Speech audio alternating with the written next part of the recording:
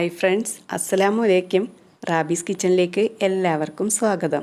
ഇന്ന് ഞാൻ വന്നിട്ടുള്ളത് സവാളയോ തക്കാളിയോ മറ്റ് യാതൊരു വെജിറ്റബിൾസും ഇല്ലാതെ തന്നെ വെളുത്തുള്ളി മാത്രം വെച്ചിട്ട് എങ്ങനെ ഒരു കറി തയ്യാറാക്കാമെന്ന് കാണിക്കാൻ വേണ്ടിയിട്ടാണ്.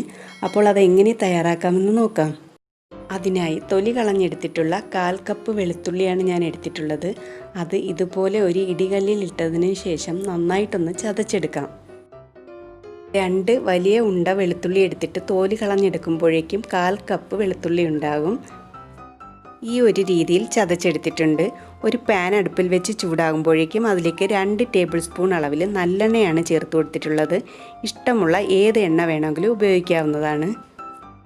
എണ്ണ ചൂടാകുമ്പോഴേക്കും 1 ടീസ്പൂൺ ഉഴുന്ന് പരിപ്പും 1/2 ടീസ്പൂൺ കടുകും ഇട്ടൊന്ന് പൊട്ടിച്ചെടുക്കാം. കടുക് പൊട്ടിക്കഴിഞ്ഞാൽ പിന്നീട് ഇതിലേക്ക് കുറച്ച് കറിവേപ്പിലയാണ് ഞാൻ ചേർത്ത് കൊടുക്കുന്നത്. അതിലേക്ക് നേരത്തെ ചതച്ച് വെച്ചിട്ടുള്ള വെളുത്തുള്ളി കൂടി ചേർത്ത് കൊടുത്തിട്ട് ചെറുതായി ഒന്ന് വഴറ്റിയെടുക്കാം. വെളുത്തുള്ളിയുടെ കളർ ഒട്ടും ചേഞ്ച് ആവാതെ ലോ ഫ്ലെയിമിൽ വെച്ചിട്ട് ജസ്റ്റ് ഒന്ന് വഴറ്റിയെടുത്താൽ മതിയാകും. വെളുത്തുള്ളി ഈ ഒരു രീതിയിലാകുമ്പോഴേക്കും 1/4 ടീസ്പൂൺ മഞ്ഞൾപ്പൊടിയും 1 ടേബിൾ സ്പൂൺ മല്ലിപ്പൊടിയും അതുപോലെ തന്നെ 2 ടേബിൾ സ്പൂൺ അളവിൽ കാശ്മീരി ചില്ലി പൗഡറും കൂടി ചേർത്ത് കൊടുക്കുകയാണ്. ലോ ഫ്ലെയിമിൽ വെച്ച് തന്നെ ഇതിൻ്റെ ആ റോസ് സ്മെല്ലൊക്കെ ഒന്ന് മാറ്റിയെടുക്കണം. പൊടികളുടെയൊക്കെ പച്ചമണമൊക്കെ ഒന്ന് മാറിക്കഴിഞ്ഞാൽ പിന്നീട് ഇതിലേക്ക് 1/2 കപ്പ് അളവിൽ ചൂടുവെള്ളമാണ് ഞാൻ ചേർത്ത് കൊടുത്തിട്ടുള്ളത്.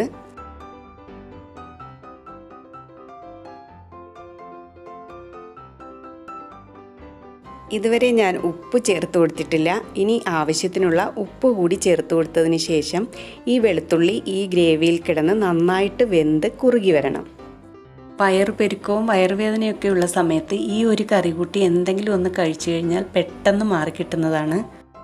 2 മിനിറ്റ് കഴിഞ്ഞപ്പോൾ തന്നെ വെള്ളമൊക്കെ വറ്റിയിട്ട് ഇത് നല്ല തിക്കായി വന്നിട്ടുണ്ട്. ഈ സമയം അധികം പുളിയില്ലാത്ത 2 ടേബിൾ സ്പൂൺ തൈര് നന്നായിട്ട് ഉടച്ചതിന് ശേഷം ഇതിലേക്ക് ഒഴിച്ചു കൊടുക്കാവുന്നതാണ്. പുളിയില്ലാത്ത തൈര് തന്നെ എടുക്കാനായി ശ്രദ്ധിക്കണം. അഥവാ പുളിയുള്ള തൈരാണ് കയ്യിലുള്ളതെങ്കിൽ 1 ടേബിൾ സ്പൂൺ തൈരിലേക്ക് 2 ടേബിൾ സ്പൂൺ പാല് കൂടി മിക്സ് ചെയ്തതിന് ശേഷം വേണം ഇതിലേക്ക് ചേർത്ത് കൊടുക്കാൻ വേണ്ടിയിട്ട്. തൈര് കൂടി ചേർത്തിട്ട് നന്നായി ഒരു തിള വന്നു കഴിഞ്ഞാൽ ഫ്ലെയിം ഓഫ് ചെയ്തതിന് ശേഷം മല്ലിയില കയ്യിലുണ്ടെങ്കിൽ ചേർത്ത് കൊടുക്കാവുന്നതാണ്. ഇത്രയേ ഉള്ളൂ. വളരെ പെട്ടെന്ന് തയ്യാറാക്കാൻ പറ്റിയ വെളുത്തുള്ളി തൊക്ക് ഇവിടെ റെഡിയായി. ഇഡലി, ദോശ അതുപോലെ തന്നെ ചോറിനൊപ്പം ഒക്കെ കഴിക്കാൻ പറ്റിയ നല്ലൊരു കറിയാണ്. ഇഷ്ടമായാൽ ലൈക്ക് ചെയ്യാനും ഷെയർ ചെയ്യാനും മറക്കരുതേ. അതുപോലെ തന്നെ എപ്പോഴും പറയുന്നത് പോലെ തന്നെ സബ്സ്ക്രൈബ് ചെയ്യാത്തവർ സബ്സ്ക്രൈബ് ചെയ്തിട്ട് അടുത്തുള്ള ബെല്ലൈക്കൺ കൂടി മറക്കാതെ ഒന്ന് ക്ലിക്ക് ചെയ്തേക്കണേ. അപ്പോൾ ഇൻഷാ അല്ലാഹ് നമുക്ക് മറ്റൊരു വീഡിയോയുമായി വീണ്ടും കാണാം.